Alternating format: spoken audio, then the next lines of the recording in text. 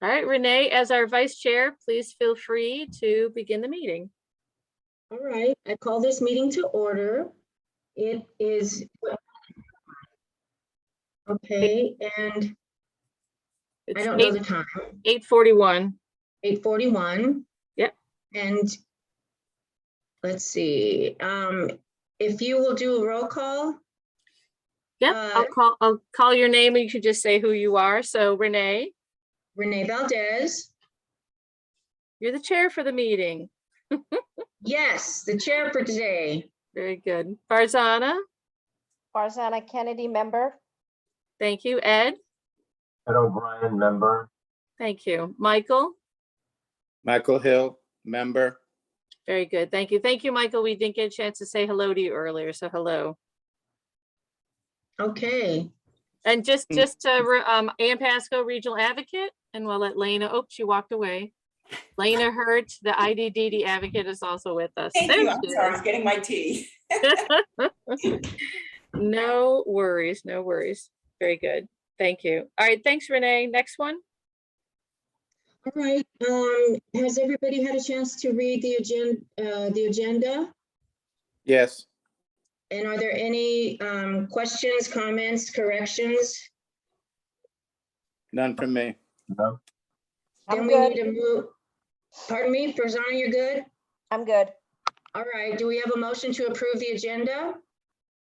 Motion? Second? Second.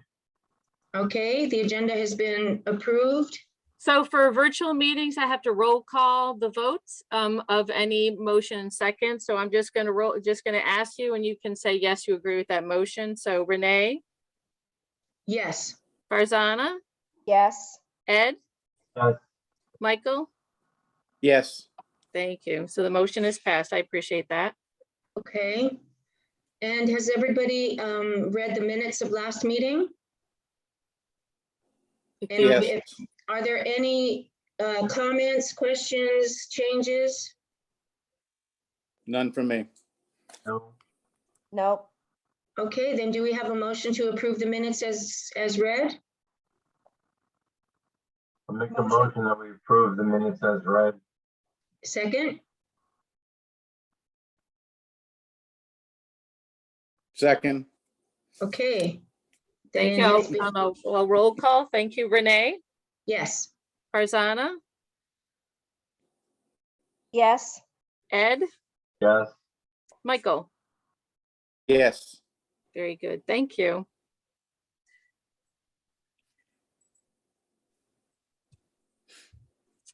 So we're good for the next item. All right. Are there any public comments today? So of course you all are always welcome to make public comment. But I have not received any notification of anyone interested in making public comment, nor is there anyone in the waiting room to make public comments. Okay. Moving right along. Acting chairperson has no announcements. Anne or Lena, do you have any announcements? So just under advocate report, we talked a little bit about, well, two things. Today, this is a virtual meeting and allowed to be a virtual meeting because of the state of emergency. I can never remember that state of emergency issued by the previous governor, and that order will expire in early February. So there were special circumstances around allowing us to meet virtually. Really after that February, I think it's like February 9th, after that date, the in-person requirement will go back into effect. That's going to impact your February 15th meeting, where at present we're going to need to meet in person. If we can't make that date, or we don't have a quorum and people have concerns about meeting in person, feel free to shoot us individually an email and let us know that. But we will need to know in enough time to make other arrangements. We may need to have an asynchronous meeting or come up with some other option. But we do plan to have that February 15th meeting be an in-person meeting at Merrifield Center. So of the four of you who are present right now, and if you don't feel comfortable saying in public whether you'll be able to attend in person or not, you can just say, I don't know. But are any of you able to commit to an in-person meeting on the February 15th meeting? As far as I know, Renee can. I'm Renee, you- good. Okay. Hey, I have one other thing I wanted to make sure you guys, if you have to have a quorum, which is 4, right? Well, there's 5 of you, so technically it's 3. 3, okay. So, because of the COVID, I'm glad the last one in person got canceled. I would have let you know because I was right before that, my symptoms started. So, Oh. if we are so tight on number of people and our committee is so small, I just want to make sure you always have one extra person committed, just in case that does happen. So- Otherwise, we won't have a quorum. Right, now that's a very good point. So far, Renee and Farzana, you believe you can attend that meeting in person? Yes, And Renee, did you say that as well? Yes. Very good. And Ed or Michael, do you have, and again, you can say you don't know if you don't know, but since I have a captive audience, I wanted to ask. I don't know at this point. Doing. Okay, so Michael, don't know. What did you say, Ed? I said, I'm not sure I can do it in person. No, fair enough. I don't mean to make you say, what your beliefs are or anything like that. That's okay. But we do need, it is a pickle because we understand LHRC's concerns, but we do have requirements. And so it does get sticky, and we understand that. So if, if push comes to shove and we do not want to stop the provider business, then we would do the asynchronous meetings. And I believe that when we've done the asynchronous meetings and we've met in person in an open public space, that everybody has been okay with that, as long as it's a quick meeting and it's outdoors and in an open space. Am I still correct on that? And if it's changed, you can just email me. It's okay if you don't want to say in a public space. Well, and I think February might be more challenging to do it outside. It might be cold, you could be. That's why we do it quick. No Eskimos. Well, we'll keep you posted on that, but as of right now, the February 15th meeting will be in person. Maybe the new governor will do something different. So we verified everyone's address. Amaya is going to be sending you the confidentiality statement. Have any of you started to get that? And she might not, because I hadn't confirmed your addresses yet. Not yet. Okay. No, not yet. So those will probably come next week because I hadn't sent those yet. And something else I was going to say. Lena, did you want to add anything?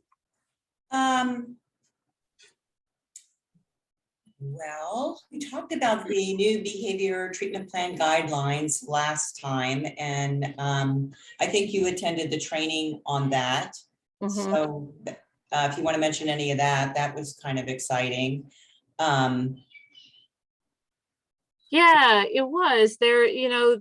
There's a team or a small team of individuals within DBHDS that reviews behavior plans based on a particular rubric of that things that have to be in it. They published and made available to all the providers a format for what the behavior plan should look like.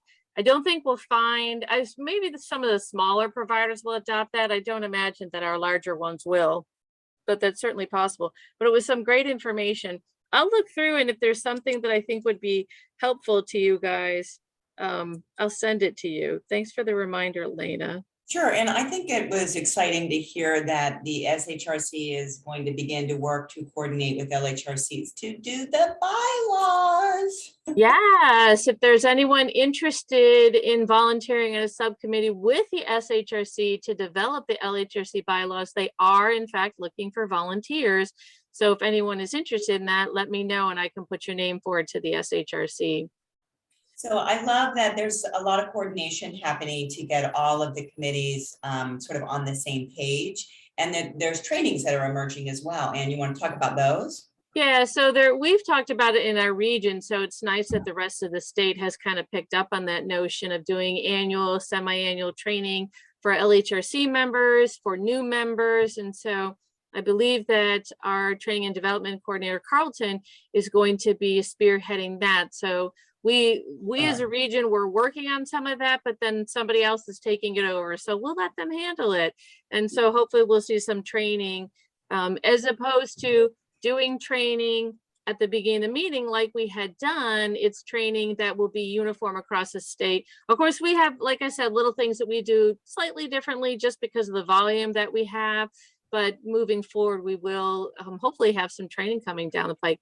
One of the other things that is going to be happening is on the agenda, not this week because I don't have the data, but we're going to be giving data reports to you guys, kind of statistical information. You know, we are busy doing our jobs and you guys are busy leading your lives, and we forget to kind of express to you some of the other things that we're busy doing. Just as a general piece of information, there's about 200 open CRIS reports. CRIS reports are human rights allegations or human rights complaints, about 200 open reports that we in Region 2 deal with on a regular basis. That's a lot. But what that means is that any of those complaints and allegation, I read every single one for the region. They get distributed to the assigned advocate. And then the advocate works with those providers to do that. So we are constantly looking at various providers, new providers, existing providers, looking at their reports, making sure that they're doing things, doing their investigation properly, following up on what the complaint or the allegation is. And we process all of that. So we know who some of the problem providers are, who are the good providers, who are the ones that are doing good investigations, who are the ones that are not. So we have our hands on a lot. It just doesn't necessarily trickle down to you guys until it's a behavior plan or any one of the other types of businesses that you guys, that the LHRC has to work with the provider to approve. Then it reaches you. But we just want to remind you guys that when you see a plan or a provider that has concerns, we do follow up on that. We do monitor that provider. And you know that I keep track of what we've said to them and what they need to follow up on. If you see on your sheets today, there's a bunch of little follow-up items that need to be discussed with each of the individuals today, and we'll work with those. So I tend to do the blue highlights on the info form. And so hopefully that helps you with some of the issues that I see when I look at the behavior plan. But those concerns help inform us about the quality of some providers and where they need extra support. Anyway, we'll have more statistical information in future meetings. That's, I think, what I was going with there.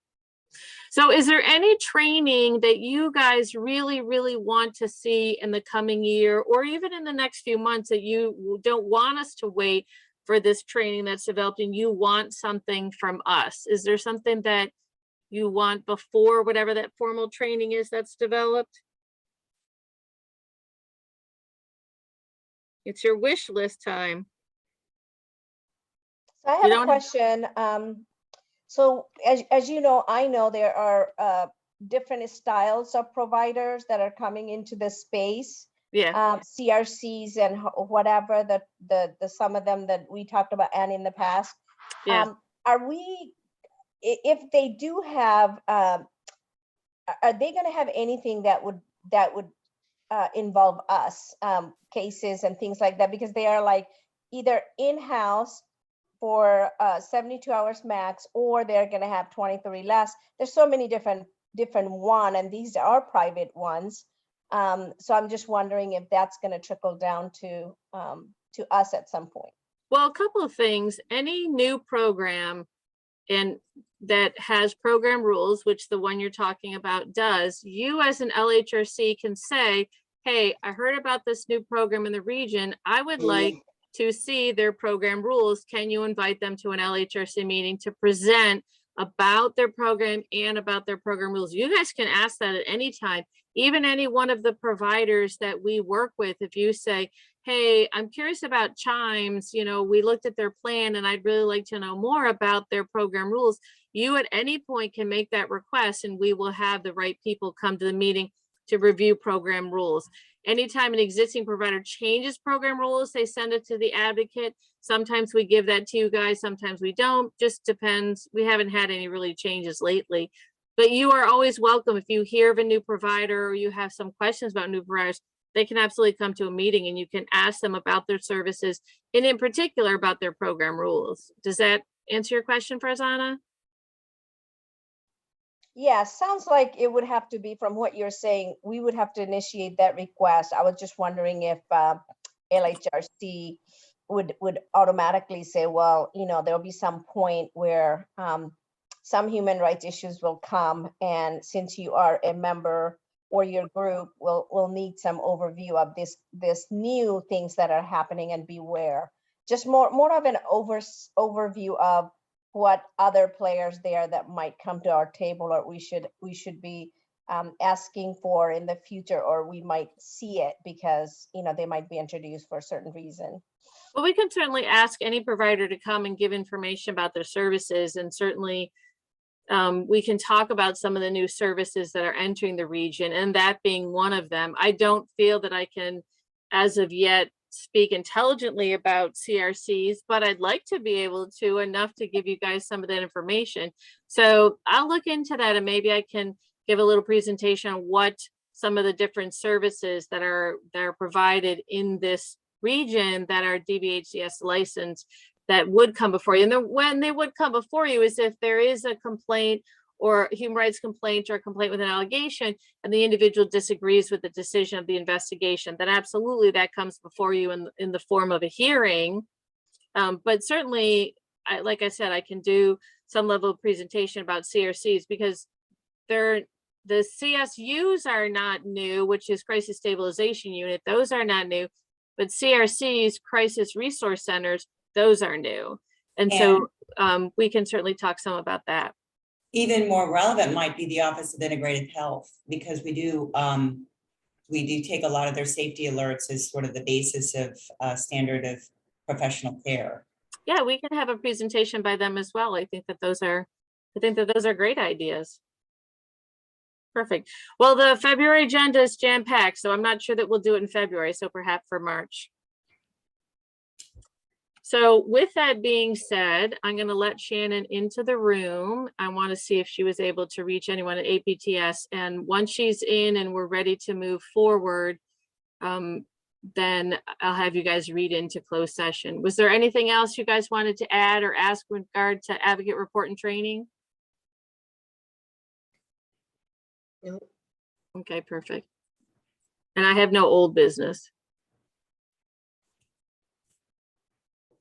Hey, Shannon, I know what I just remembered what I wanted to tell you as Shannon's connecting, that the calendar for 2022, just so everybody knows, that everything related to the meeting login is now, it's changed from 2021. This is all new login information, but this will remain the same for the entire year.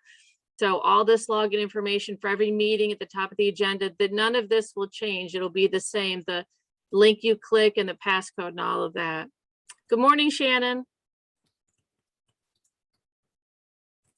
You're on mute, Shannon. Hi, good morning. Good morning. Hey, do you know if anyone from APTS was going to be joining us? So they were supposed to, but I left a message for Ellen, but of course, and I texted her, but I haven't heard back. Do you know who else besides Ellen would be appropriate? Caitlin Pence. Do you have a number for her? Or do you want to mute and call her, see if she can come in? I do not have a phone number for her, just an email. Oh, okay. I can try that. Yeah, I told them that and gave them the date for the meeting, but I'm guessing nobody has seen anything this morning yet. And yeah, let me mute myself, and I'm going to try and see if I can get a hold of Caitlin. okay. All right, so I'm going to mute myself, guys.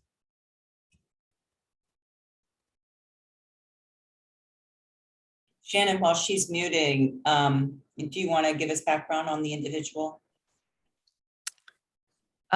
Sure. Which individual? We're not in closed session yet, Lena. Oh, okay. Okay. Oops. Whoopsie daisy.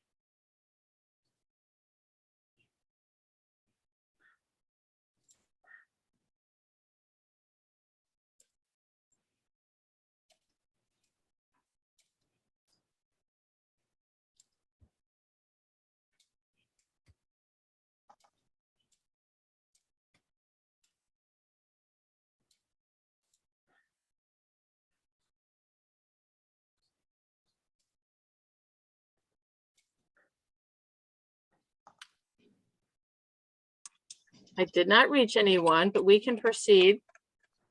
So what I first need to do is pull up the closed session so you guys can read us into closed session. We'll motion, second, all affirm, and then I will pause the recording. So Renee, are you able to read that? Can you read it for me, please, or somebody? I can read it for Michael. How about Michael? Yeah, Michael, will you read that? We lost him. Okay. Oh, there he is. Whereas the North Virginia Regional and Local Human Rights Committee desires to discuss in closed session client-related matters, and whereas pursuant to VA Code 2.1-344A 15 for the privacy of individuals and their records in personal matters and not related to public business, such discussion in closed session. Now, therefore, be it resolved that the Northern Virginia Regional Local Human Rights Committee does hereby authorize discussion of the aforementioned matters in closed session. All in favor? Can I have a second? Second. Thank you. Renee, Yes. Farzana, Yes. Ed, Yes. Michael, Yes. very good. I am going to, Only such matter for the protection of the privacy of the individuals and their records in personal matters not related to public business were heard, discussed, or considered. thank you. Can I have a second? Second. Thank you, Michael. even And though and when I call your name, if you could say so certified for this particular portion. Renee, So certified. Farzana, So certified. Ed, So certified. Michael. so certified. Thank you all. I appreciate that. So I'm going to summarize the recommendations that you guys came up with in closed session, and then we'll do a motion and a vote on those. For individual number 1, the recommendation is to return 419. For individual number 2, the recommendation is to return 419. For individual number 3, the recommendation is to return August 16th. For individual number 4, the recommendation is to return April 19th. For individual number 5, the recommendation is to return April 19th. So if someone wants to make a vote on those recommendations, a second, and then I'll roll call the vote. I move that the recommendations be approved as read. Second. Thank you. Renee, you're in agreement with those recommendations? Yes. Farzana, Yes. Ed, Yes. Michael? Yes. Okay, very good. The recommendations are good. All right. Madam Chair, is there anything else? Oh, wait, let me switch back.